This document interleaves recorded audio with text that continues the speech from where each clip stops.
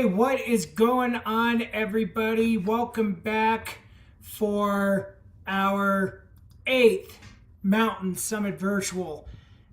I can't believe that we're 8 summits into this thing, and it's always an absolute honor to have each and every one of you here with us this morning. I can feel something that's different from the previous 7 summits. It's absolutely been incredible from what we have built from the very beginning, from February of 25 to today. Somebody in your heart and that you love is the reason why everyone is here right now. And before we get started, I want to invite everyone who's in our VIP room right now to say their name out loud in your kitchen or in your office, in your car, wherever you're watching. I want you to type their name into the chat if you're watching this on Facebook or in the VIP room.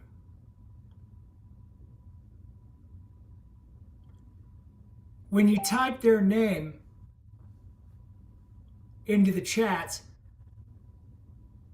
I can probably guess you felt something within your heart. It's a warmth of love for the ones that we've lost. For me, it's my brother Joey. It's my grandparents, Grandma, Grammy, Pop-Ups. It's my dear friend Matthew Knight, Carl Sachs, Terry Herka. Every time I think of them, my heart feels the heat because I celebrate them because of where they're at today. When you feel that heat in your heart, you know what that is? That's the fire within your heart.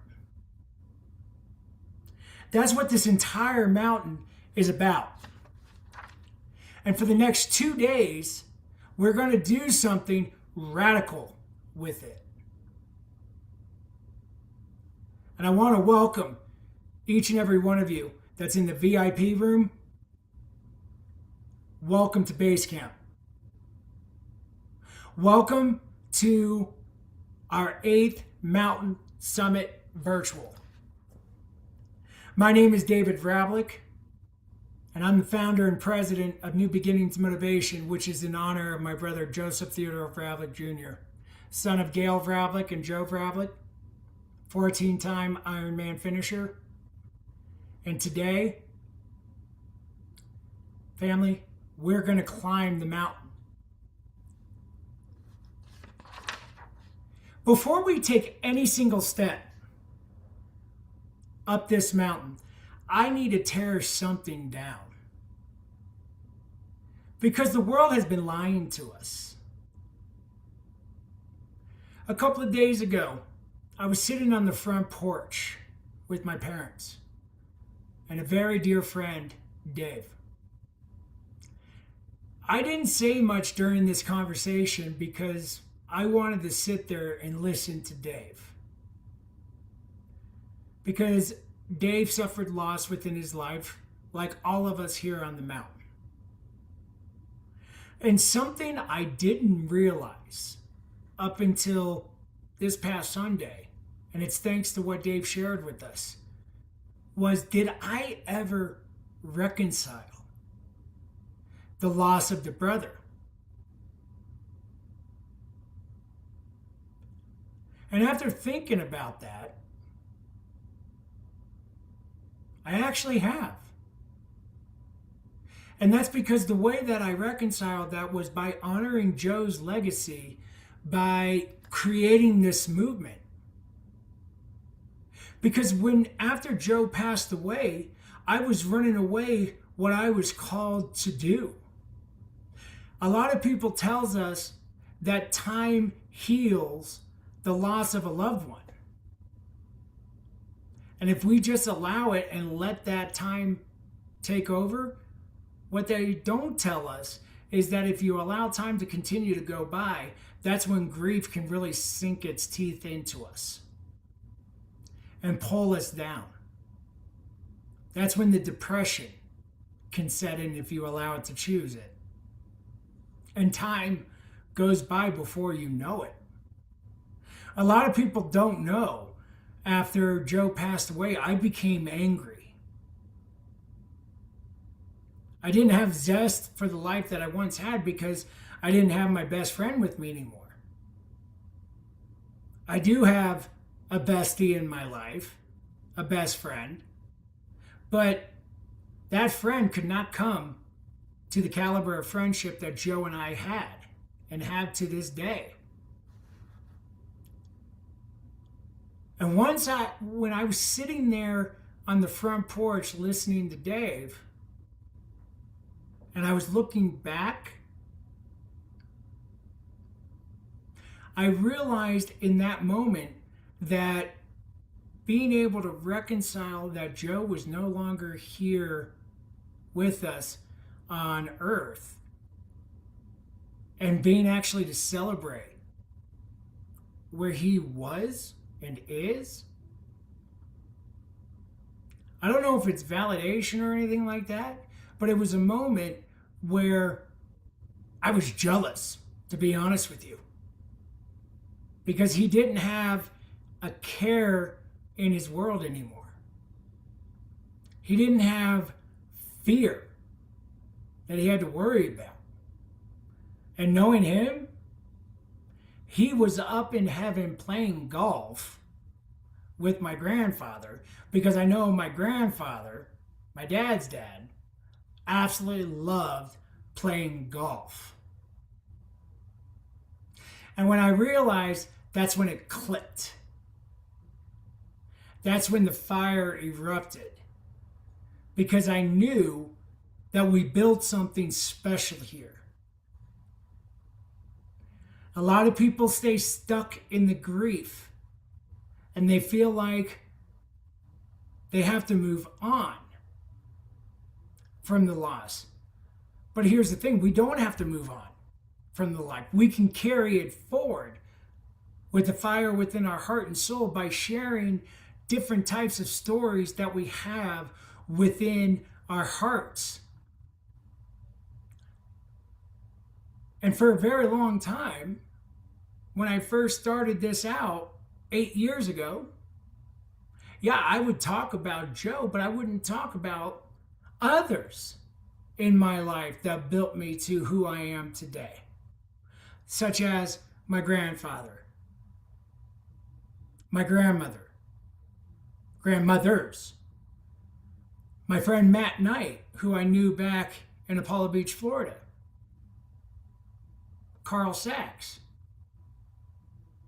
Because during that time, in the first 5 to 6 years, I was so focused on, why did this happen to me? I was the heart patient. Why did Joe have the aortic dissection and I couldn't wrap my head around it?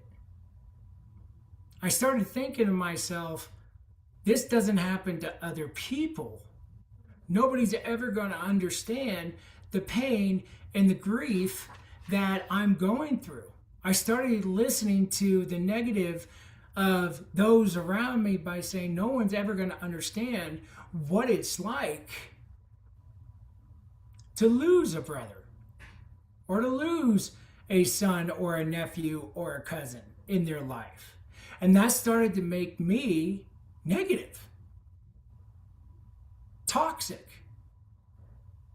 And for those who've known me pretty much my entire life, or for the short period that have known me, I'm not a very serious guy at times. I am a jokester. I look at the bright side of things. So when I made that shift, people started to worry.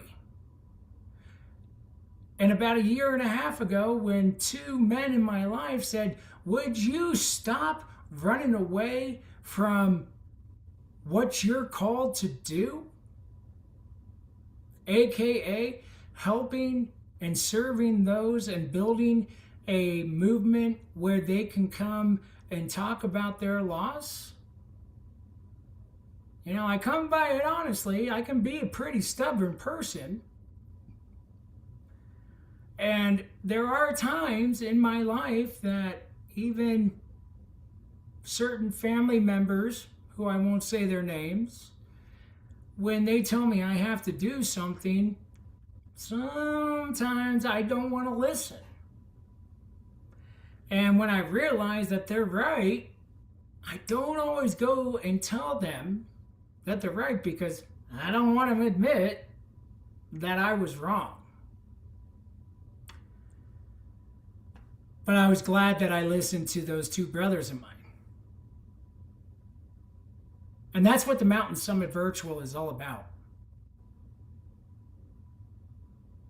Base camp is a temporary place.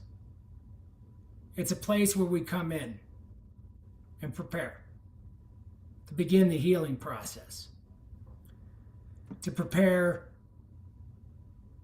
what we need to do to be able to start to make the climb towards the summit. Got to make sure we have the right boots, right? Got to make sure we have the Alpine pack. You don't want to have extra stuff in the Alpine pack. Trust me. Over the last 30 years, I spent a lot of time up in the Black Timber looking for elk. I've climbed up to 12,000 feet back in the day. Unfortunately, don't really do that as much. Maybe I'll get back into that physically, but I've been up there. I've seen the views of coming above the ridgeline. I've been on the switchbacks. I've been in snowstorms where I couldn't see anything. I've had the moments where I felt like I needed to turn around. Life has thrown different types of boulders and avalanches my way. So when you're able to let go of the grief and the fear and the thought that the idea of moving on is dishonoring your loved one, I want you to shift the perspective. We're not moving on.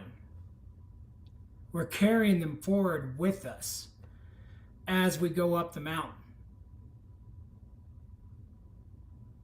And it's going to be a journey over these next 2 days with all of our amazing men and women who are going to pour into us with different stories from their lives, because that's where the true healing begins. Because when you refuse to keep your story within yourself and you don't share it, you're not going to heal. And that breaks my heart.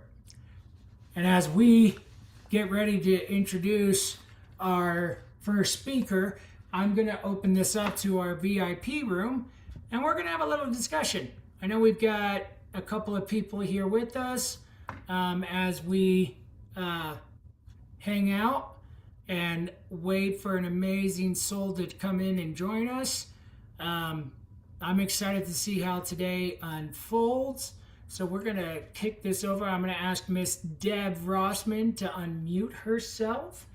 And Deb, I want to have a conversation with you and think what your thoughts are.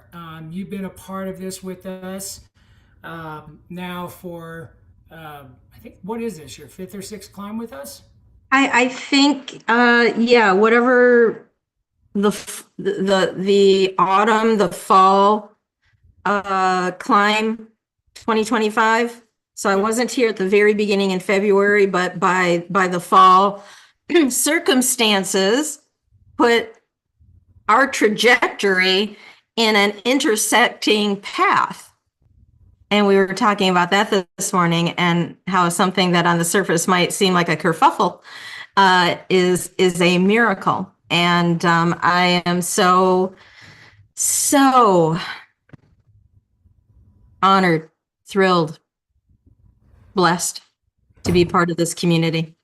I can't thank you enough, Brother David. Oh, we're always excited to have you.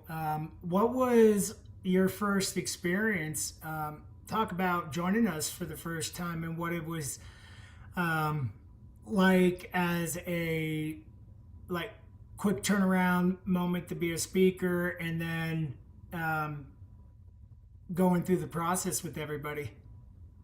Yeah, I mean that first time, just because I was literally, you tapped me the night before, and actually it was a mutual friend of ours, Janaid. And you had contacted him. Someone had given you his name. He wasn't available, but he said, "I know just the one." And so we met, and so literally my spot was the next day. So I always have material kind of up and at the ready. And I really, that first time out, I joined a couple of speakers before. I didn't want to get, like psyched out in my head, if that makes sense. And I think all of the speakers in this panel understand exactly what I'm talking about. And then I hung out for a little while after, and I just recognize this as being unique for as many things I've been a party to and a part of, and even hosted and whatever. This felt uniquely different. And then by the holiday climb, I was all in. That's when I was with you from open to close, day one and day two. And that's now when I say I'm going to do a climb, because I know that that when we're here every minute, all of these amazing speakers and the gut wrenching and the tears and the laughter, I feel like we did scale a mountain. Physically, emotionally, absolutely, but even physically. So I'm ready. Bring it. Thank you so much, Deb. I just wanted to pull that perspective in for everybody because I love the OGs that come and spend time with us, because that's what it's about, y'all.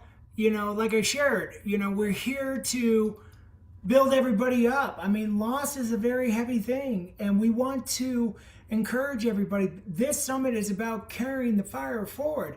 I had two choices 8 years ago.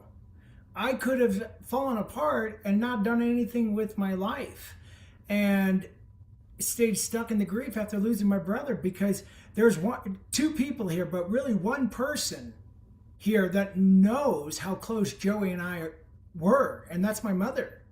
He is my, I don't know if it's the right word, but he is and was my idol, my role model. I mean, the guy he had the biggest heart of any guy that I know, next to my father and my mother. But my mother and my father are still here. And that's what I want everybody to be able to see over these next 2 days, okay? These next 2 days, you are going to witness what it means to carry the fire forward. And that's where we're going to